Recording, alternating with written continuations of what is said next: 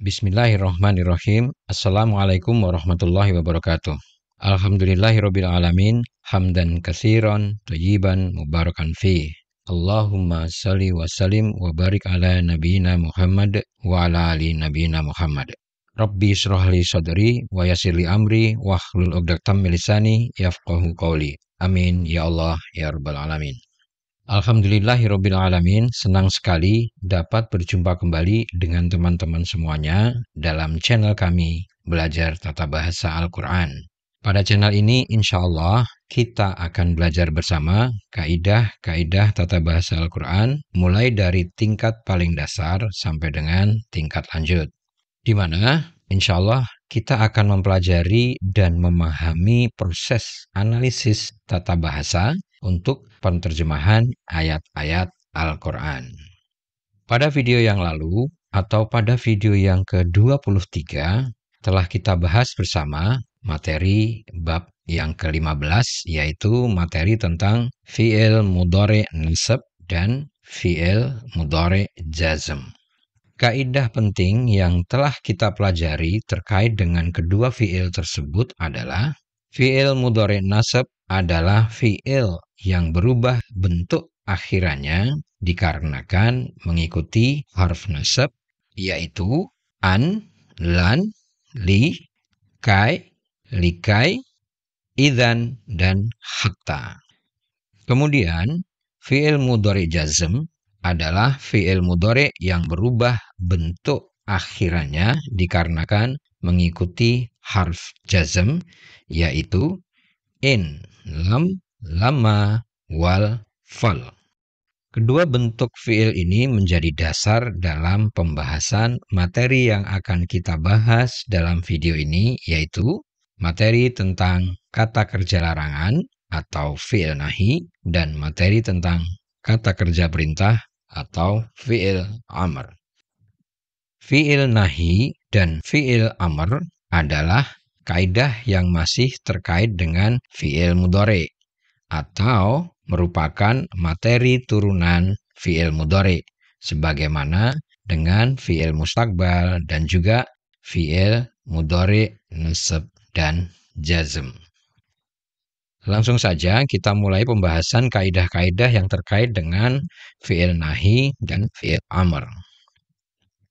Kalimat perintah dan kalimat larangan adalah kalimat yang digunakan untuk memerintah atau melarang seseorang untuk melakukan atau melarang sesuatu aksi atau pekerjaan. Kalimat perintah dan larangan banyak sekali digunakan oleh Allah Subhanahu wa Ta'ala di dalam Al-Quran.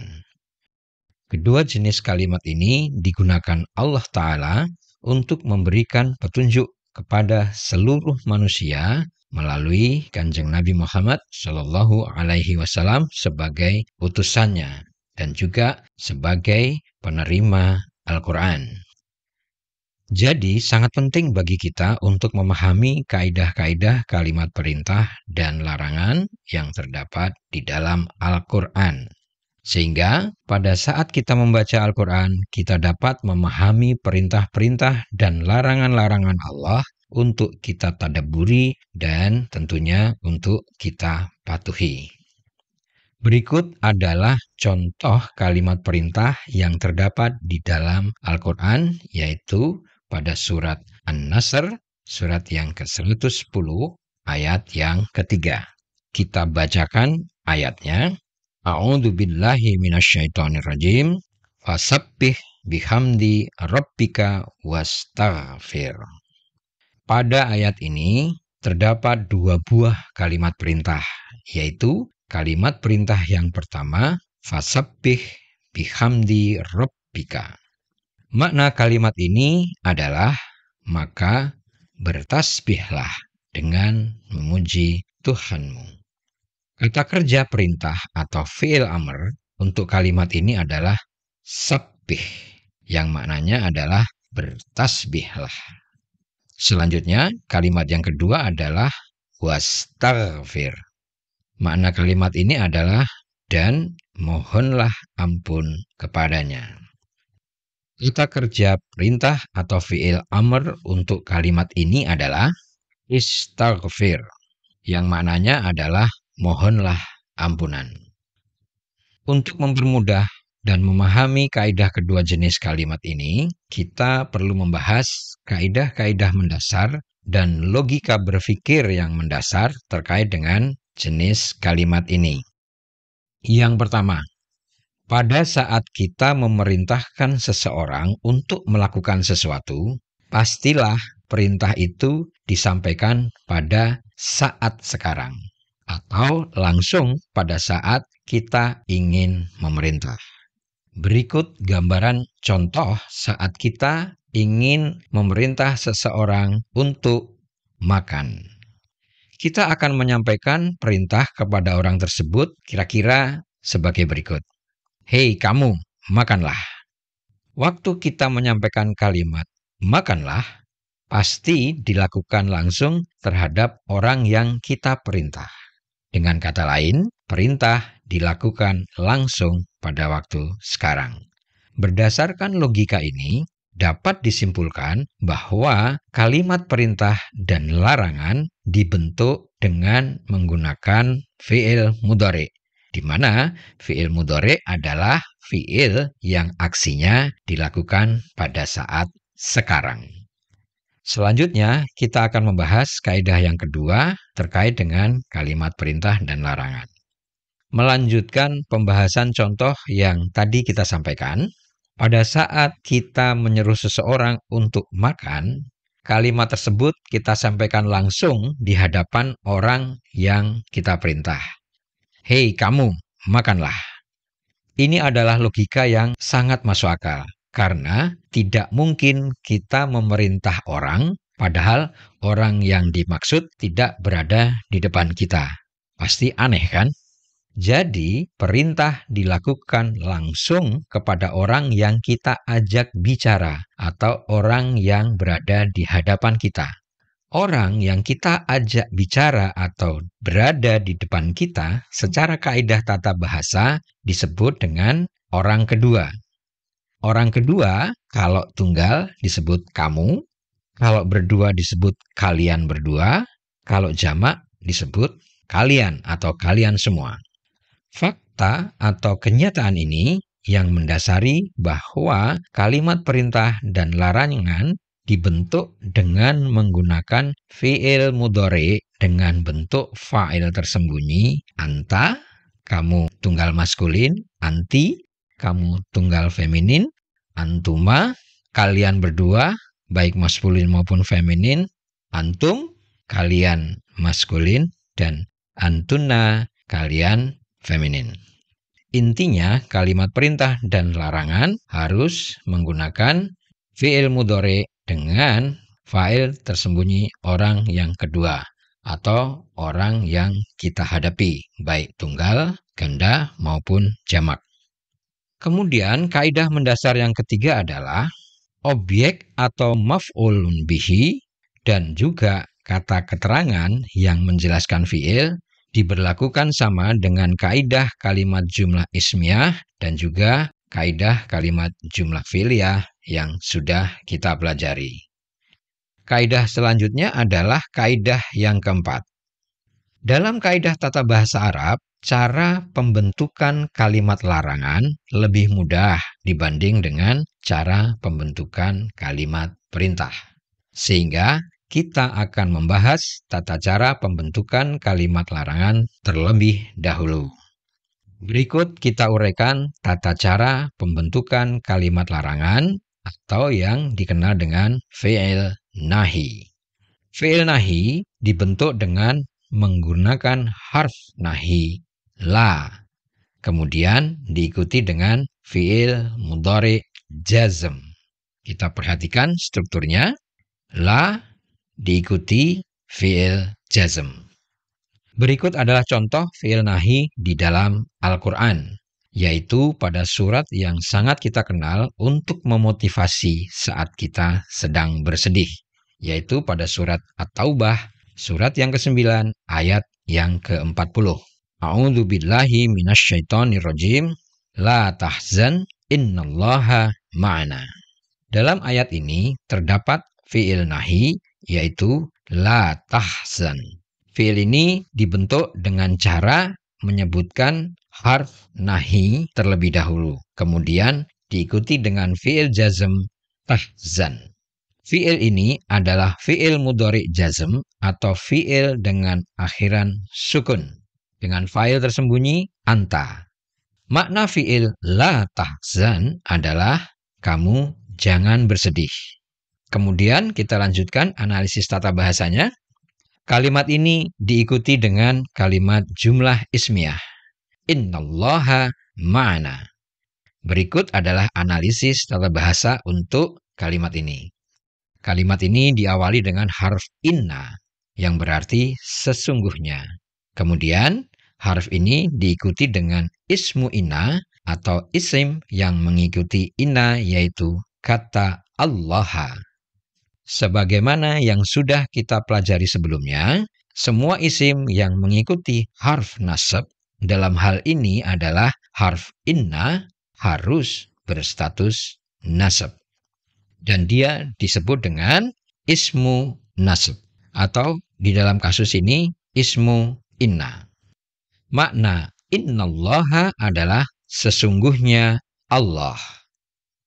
Menurut kaidah kalimat jumlah ismiyah yang sudah kita pelajari pada bab 9, salah satu jenis mubtada atau subjek kalimat adalah harf nasab yang diikuti langsung dengan isem mansubnya. Jadi, frase innallaha adalah berperan sebagai mubtada. Sesungguhnya Allah. Kemudian frase ini diikuti dengan frase lain, yaitu ma'ana. Frase ini adalah frase spesial mudhof. Frase spesial mudhof juga sudah kita pelajari pada bab sebelumnya. Kemudian dalam frase ini spesial mudhofnya yaitu ma'a yang berarti dengan atau bersama dengan. Frase ini diikuti dhamir mutasil yang melekat pada spesial mudhof ma'a. Dhamir mutasilnya adalah dhamir mutasil na yang berarti kita atau kami. Jadi frase ma'ana artinya adalah bersama dengan kita. Menurut kaidah kalimat jumlah ismiyah, salah satu jenis khabar atau predikat kalimat jumlah ismiyah adalah frase idhofah, di mana frase spesial mudhof termasuk dalam jenis frase idhofah. Jadi kalimat innallaha ma'ana adalah kalimat jumlah ismiyah dengan mubtada frase innallaha dan khabarnya adalah ma'ana. Makna kalimat innallaha ma'ana adalah sesungguhnya Allah adalah bersama dengan kita. Jadi secara keseluruhan ayat la tahzan innallaha ma'ana, maknanya adalah janganlah kamu bersedih, sesungguhnya Allah bersama dengan kita. Alhamdulillah, kita sudah berhasil melakukan analisis tata bahasa untuk ayat yang sangat terkenal, yaitu ayat yang menjadi wahyu Allah kepada Kanjeng Nabi Muhammad SAW pada saat beliau hijrah bersembunyi di dalam sebuah gua bersama dengan sahabat Abu Bakar. Baiklah, kita lanjutkan pembahasan untuk kaidah kalimat fi'il nahi. Kaidah pembentukan kalimat larangan adalah dengan menggunakan harf la. Sementara itu, harf la juga digunakan untuk mengekspresikan kalimat negatif atau kalimat negasi atau kalimat penolakan. Cara penggunaan harf la pada kalimat negatif yaitu sama dengan kalimat larangan, harf la diletakkan sebelum fi'il. Lantas, bagaimana cara membedakan antara keduanya supaya kita tidak salah dalam menerjemahkan ayatnya?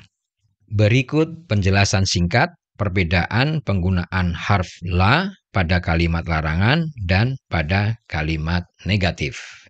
Pada kalimat negatif, harf la diikuti dengan fi'il mudhari normal. Sedangkan pada kalimat larangan, harf la diikuti dengan fi'il mudhari jazm. Jadi sudah sangat jelas ya perbedaannya. Contoh harf la untuk negasi adalah pada ayat yang terkenal, yaitu pada surat Al-Baqarah, surat yang kedua, ayat yang ke-6. A'udzu billahi minasyaitonir rajim. Innal ladzina kafaru sawa'un 'alaihim a'anzartahum am lam tunzirhum la yu'minun. Kalimat negasi pada ayat ini adalah la yu'minun, yang berarti mereka tidak beriman atau mereka tidak akan beriman. Kalimat ini diawali dengan harf la dan kemudian diikuti dengan fi'il mudhari yu'minun. Secara lengkap, terjemahan ayat ini adalah sesungguhnya orang-orang kafir sama saja bagi mereka. Engkau berikan peringatan atau tidak kau berikan peringatan, mereka tidak akan beriman. Selanjutnya, kita bahas kaidah untuk materi kalimat perintah atau fi'il amr. Kaidah mendasar dalam fi'il amr sama dengan kaidah fi'il nahi, di mana menggunakan fi'il mudhari jazm untuk fa'il tersembunyi orang kedua. Dalam hal ini, anta, anti, antuma, antum, dan antuna. Kaidah yang penting terkait dengan fi'il amr atau kalimat perintah adalah pada tata cara pembentukan fi'il amrnya, yang terdiri dari beberapa langkah. Berikut disampaikan urutan tata cara pembentukan fi'il amr, yaitu yang pertama, fi'il amr menggunakan fi'il mudhari jazm. Fi'il mudhari jazm yang digunakan sudah dijelaskan tadi adalah dengan menggunakan fi'il mudhari fa'il tersembunyi orang kedua. Semua fi'il mudhari untuk bentuk orang kedua adalah diawali dengan huruf ta. Contohnya pada fi'il jazm berikut. Fi'il bentuk yang ketujuh dengan fa'il tersembunyi anta, fi'il jazmnya adalah tansur. Fi'il bentuk ke-8 dan 11 dengan fa'il tersembunyi antuma, fi'il jazmnya adalah tansura. Kemudian fi'il bentuk ke-9 dengan fa'il tersembunyinya antum, fi'il jazmnya adalah tansuru. Fi'il bentuk ke-10 dengan fa'il tersembunyi anti, fi'il jazmnya adalah tansuri. Kemudian fi'il bentuk yang ke-12 dengan fa'il tersembunyi antunna, fi'il jazmnya adalah tansurna. Jika diperhatikan, semua bentuk fi'il tersebut diawali dengan huruf ta. Kemudian langkah kedua adalah fi'il jazm tersebut, huruf ta yang paling awal dihilangkan. Atau kaidah yang kedua adalah menghilangkan huruf ta yang paling awal. Fi'il bentuk ke-7, tansur menjadi unsur. Fi'il bentuk ke-8 dan 11, tansuro menjadi unsuro. Fi'il bentuk ke-9, tansuru menjadi unsuru. Fi'il bentuk ke-10, tansuri menjadi unsuri. Fi'il bentuk ke-12, tansurna menjadi unsurna. Jika kita amati, perubahan bentuk ini ternyata tidak bisa dibaca dengan mudah atau susah dibaca. Lantas, bagaimana kaidahnya supaya bisa dibaca? Jika pada proses ini ternyata fi'il jazmnya tidak bisa dibaca, maka kaidahnya adalah diberikan bantuan huruf alif pada bagian depan yang disebut dengan alif penolong. Fi'il yang tidak bisa dibaca berikut kemudian bisa dibaca. Contohnya adalah unsur menjadi unsur. Kemudian ansuro menjadi unsuro. Terus selanjutnya unsuru menjadi unsuru. Dan unsuri menjadi unsuri. Terakhir, unsurna menjadi unsurna. Terdapat kaidah tata cara pembacaan huruf penolong alif, yaitu sebagai berikut. Yang pertama, kaidah asal alif penolong ini sebenarnya adalah alif yang tanpa harokat. Dalam contoh tadi sudah dituliskan harokatnya. Padahal sebenarnya secara kaidah tata bahasa, alif penolong adalah tanpa harokat. Terus bagaimana kok contoh tadi terdapat harokat alif domah? Berikut dijelaskan kaidah tata cara pemberian harokat pada alif penolong yang ditambahkan untuk fi'il jazm yang dihilangkan huruf ta di depan dan tidak bisa dibaca.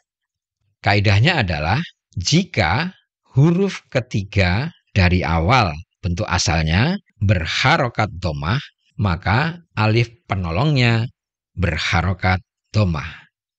Contohnya adalah yang sudah kita bahas tadi, untuk fi'il jazm tansur menjadi unsur. Huruf ketiga dari awal adalah berharokat domah, yaitu su. Maka alif penolongnya adalah alif domah. Kaidah yang kedua adalah jika huruf ketiga dari awal berharokat bukan domah, maka alif penolongnya adalah berharokat kasroh. Contohnya adalah pada fi'il jazm tahdi menjadi ihdi.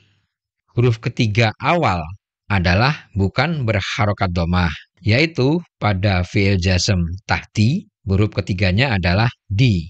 Maka alif penolongnya adalah alif kasroh. Kita lanjutkan pembahasan tentang fi'il amr.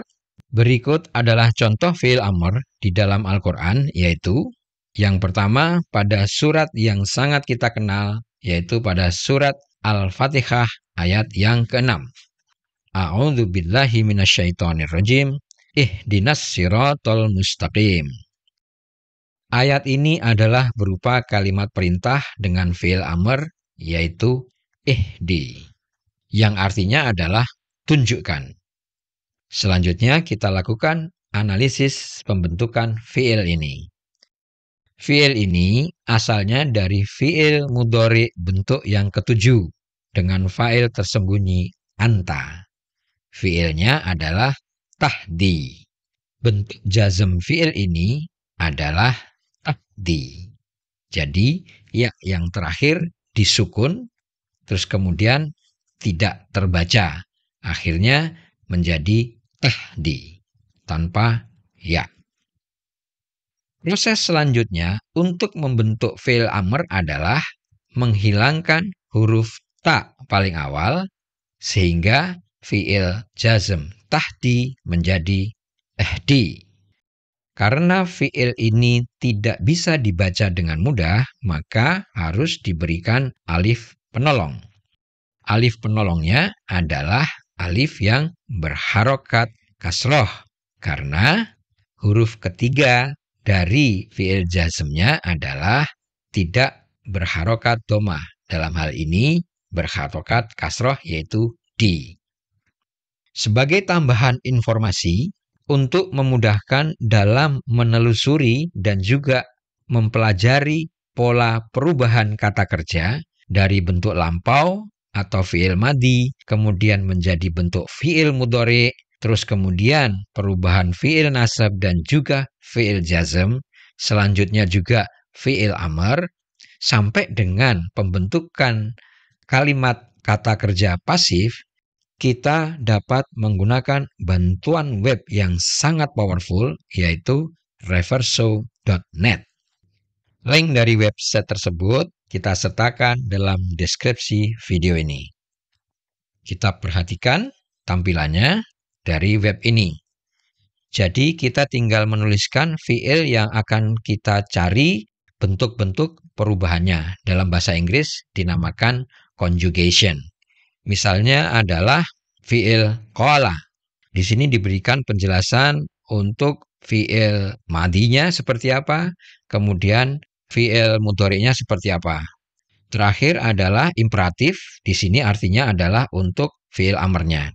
Jadi contohnya fi'il madhi qala, kemudian fi'il mudhari'nya yaqulu, dan fi'il amrnya adalah qul.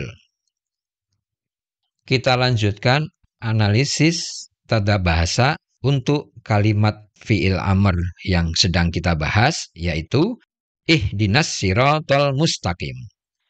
Fi'il amr ihdi diikuti atau ditempel dengan dhamir mutasil na yang berperan sebagai objek penderita atau maf'ul bihi.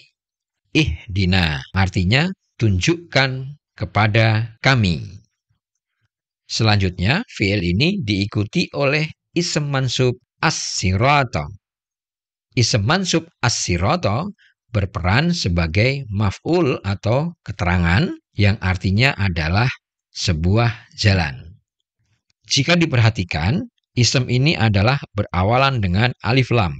Jadi, ism ini identitasnya dianggap sudah dikenali atau diketahui. Jadi, pemahaman makna as-sirata maksudnya adalah sebuah jalan yang sudah kita kenali. Tentunya yang dimaksud adalah sebuah jalan agama, yaitu jalan agama Islam. Kemudian kata as-sirata kita gabungkan dengan fiilnya, yaitu ihdinas sirata. Maknanya adalah tunjukkan kami sebuah jalan. Sebuah jalan ini adalah sudah terbayangkan, yaitu jalan agama atau jalan agama Islam. Selanjutnya, kata as-sirata diikuti dengan ism mansub al-mustaqima, yang artinya adalah lurus. Lurus secara makna adalah kata sifat. Dan setelah kita periksa, al-mustaqima ini menunjukkan kesamaan properti, yaitu diawali dengan al, dan juga ism ini adalah ism mansub. Jadi, ism ini adalah sifat dari kata as-sirata. Kedua kata tersebut membentuk frase kata sifat as-sirata al-mustaqima atau as-siratal mustaqim. Maknanya adalah jalan yang lurus. Secara kaidah tata bahasa, terjemahan ayat tunjukkan kami jalan yang lurus. Jika kita breakdown atau kita pecah secara analisis tata bahasa adalah sebagai berikut. Kata kerja tunjukkan atau ihdi adalah fi'il amr. Terus kemudian kata ganti aku atau na adalah maf'ul bihi atau objek penderita. Terus kemudian kata jalan atau as-sirata adalah ism mansub yang berperan sebagai maf'ul. Selanjutnya, kata lurus atau al-mustaqima adalah ism mansub yang menjadi sifat dari kata jalan. Kemudian, contoh yang kedua adalah pada surat yang juga sangat kita kenal, yaitu surat Al-Ikhlas. Surat yang ke-112 ayat yang pertama. A'udzu billahi minasyaitonir rajim. Qul huwallahu ahad. Ayat ini adalah berupa kalimat perintah, yaitu dengan fi'il amr qul, yang artinya adalah katakanlah. Selanjutnya kita lakukan analisis pembentukan fi'il ini. Fi'il ini asalnya adalah fi'il mudhari bentuk ketujuh dengan fa'il tersembunyi anta. Fi'ilnya adalah taqulu. Bentuk jazm fi'il ini adalah taqul. Kemudian untuk membentuk fi'il amar, huruf ta paling awal dihilangkan menjadi qul. Fi'il ini sudah dapat dibaca dengan mudah, jadi tidak perlu diberikan alif penolong. Kemudian kita lanjutkan analisis kalimatnya. Fi'il amr qul diikuti oleh kalimat jumlah ismiyah wallahu ahadun. Terdapat hal yang khusus dalam kalimat ini. Kalimat ini dimulai dengan isim dhamir independen huwa atau dia tunggal maskulin. Sesuai dengan kaidah yang telah kita pelajari, dhamir independen statusnya selalu rofa dan identitasnya selalu ma'rifah. Isim dengan status rofa dan identitas ma'rifah, ia berperan sebagai mubtada atau sebagai subjek kalimat. Kemudian, mubtada secara kaidah umum diikuti oleh khabar, yaitu isim berstatus rofa dan identitasnya nakirah. Huwa ternyata diikuti oleh kata Allahu. Kata Allahu adalah isim berstatus rofa dan beridentitas ma'rifah. Jadi kata Allahu tidak bisa menjadi khobar untuk mubtada huwa. Sementara kata Allahu adalah berstatus rofa dan juga beridentitas ma'rifah, di mana status rofa dan identitas ma'rifah menunjukkan dia juga berperan sebagai subjek atau mubtada. Sesuai dengan kaidah tata bahasa Arab, dua buah isim yang memiliki peran yang sama, maka isim kedua disebut sebagai isim pengganti atau isim yang menjadi substitusi. Dalam kaidah bahasa Arab, isim pengganti atau isim substitusi disebut dengan badal. Dalam kasus ayat ini, kata Allahu sebagai badal atau pengganti dari kata huwa. Maksudnya, huwa itu adalah kata Allahu. Jadi secara makna, dia atau huwa ini adalah sama dengan Allahu. Selanjutnya, kata yang mengikuti kata Allahu adalah ahadun. Kata ini adalah ism marfu atau berstatus rofa dan beridentitas nakirah. Isim dengan tanda seperti ini, marfu dan nakirah, dan dia mengikuti mubtada, maka isim ini adalah berperan sebagai khobar atau predikat. Jadi kata Allahu sebagai mubtada atau sebagai subjek dan kata ahadun sebagai khobar atau predikat. Makna ahadun adalah tunggal atau esa. Kemudian makna kalimat jumlah ismiyah huwallahu ahadun adalah dia, yaitu Allah, adalah Maha Tunggal. Kemudian secara keseluruhan ayat Qul huwallahu ahadun adalah katakanlah dia, Allah, adalah Maha Tunggal atau Maha Esa. Kita kembali kepada ayat Qul huwallahu ahad. Fi'il amr pada ayat ini, fa'ilnya adalah fa'il tersembunyi anta. Qul artinya kamu, katakanlah. Secara kaidah, fi'il ini atau fi'il qul tentunya membutuhkan pelengkap yang lain, yaitu maf'ul bihi atau maf'ul yang lain. Fi'il ini diikuti oleh sebuah kalimat jumlah ismiyah huwallahu ahad. Jadi, kalimat jumlah ismiyah huwallahu ahadun yang mengikuti fi'il qul adalah maf'ul bihi yang menerangkan apa yang harus dikatakan.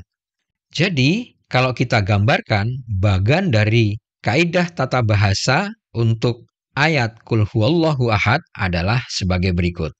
Fi'il qul diikuti maf'ul bihi sebuah kalimat jumlah ismiyah huwallahu ahadun, dan di dalam kalimat jumlah ismiyah tersebut terdiri dari huwa sebagai mubtada dan kata Allahu sebagai badal atau sebagai kata yang setara dengan huwa. Kemudian diikuti oleh kata atau isim ahadun sebagai khobar atau predikat jumlah ismiyah. Contoh-contoh materi fi'il nahi dan fi'il amr untuk latihan dan untuk dipelajari lebih lanjut dapat diakses atau di-download melalui blog kami pada link yang terdapat dalam deskripsi. Alhamdulillah, kita telah selesai menguraikan materi tentang fi'il nahi dan fi'il amr. Pada video ke depan atau video yang ke-25, insya Allah kita akan membahas materi yang sangat penting, yaitu materi bab 17 tentang kalimat pasif. Demikian video ini kami akhiri. Semoga video ini bermanfaat, khususon buat kami dan juga buat kita semua. Amin ya Allah ya Rabbal Alamin. Semua materi dan dokumen yang kami sertakan dalam video ini, silahkan di-download dan di-share untuk kepentingan amal jariah kita semua. Kami mohon maaf jika terdapat kekurangan dan kesalahan dalam kami mempersiapkan materi dan juga dalam kami menyiapkan materi. Mohon koreksinya jika terdapat kesalahan untuk dapat menjadi perbaikan ke depan. Dan supaya channel ini menjadi semakin lebih baik dalam menyampaikan kaidah-kaidah tata bahasa Al-Quran. Kami tutup, subhanakallahumma wa bihamdika asyhadu alla ilaha illa anta astaghfiruka wa atubu ilaik. Wassalamualaikum warahmatullahi wabarakatuh.